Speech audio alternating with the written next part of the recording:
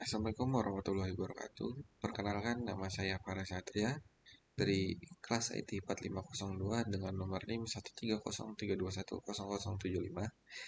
Di sini saya akan menjelaskan tentang masjid dan dakwah.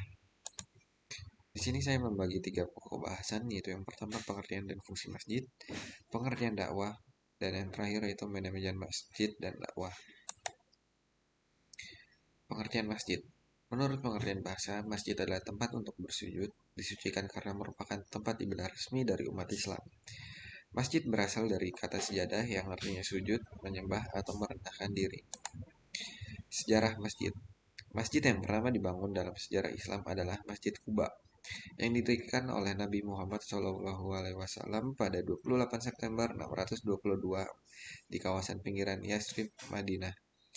Masjid Quba bentuknya masih sangat sederhana, di mana tiangnya terbuat dari batang pohon kurma dan atapnya pun dari pelepah daun kurma. Setelah Masjid Quba yang didirikan ketika Rasulullah SAW dalam perjalanan hijrah dari Mekah ke Madinah di tahun yang sama, yaitu dibangunlah masjid kedua yang bernama Masjid Nabawi.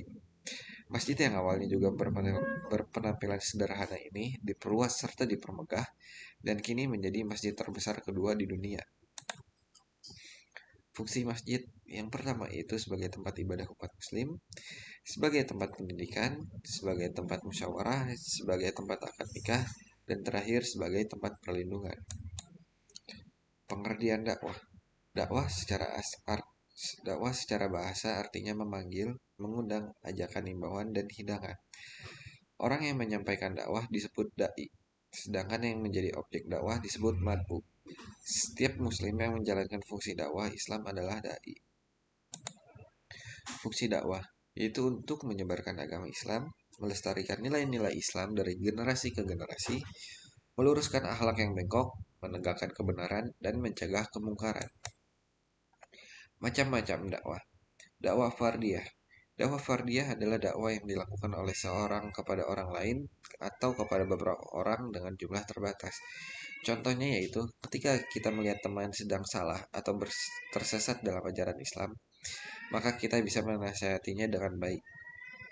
Selanjutnya yaitu ada dakwah amah. Dakwah amah adalah dakwah melalui lisan dari satu orang ke orang lebih banyak dengan tujuan memberikan pengaruh. Contohnya yaitu khutbah. Yang ketiga yaitu dakwah bil lisan. Dakwah bil lisan ini kegiatan dakwah yang dilakukan secara langsung menggunakan lisan. Yang keempat yaitu dakwah bil tadwin. Dakwah bil tadwin adalah sebuah metode dakwah yang dilakukan melalui tulisan.